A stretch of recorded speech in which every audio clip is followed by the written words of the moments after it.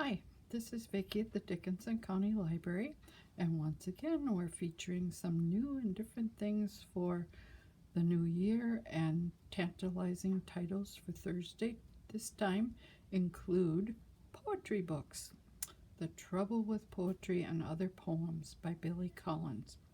He has a very interesting poem in there about flying notebooks, about how the spiral metal-bound notebook flies over his bed at night, full of words and quotations. It's a wonderful poem, and I like that one. Then my favorite one is Mary Oliver, A Thousand Mornings, and then Why I Wake Up Early. New poems by Mary Oliver. Mary Oliver's poems are quite descriptive, and she gets down into the grass to study a blade of grass that she tells you about, and listens to the bird songs and to walking along the shores. They're beautiful poems. Give them a try.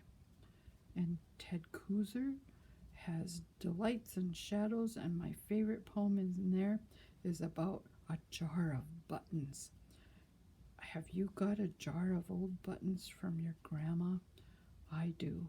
I have a whole jar of buttons that have stories that go with them, because the buttons belong to certain outfits for my children and for myself and my grandma, and they just bring back so many memories.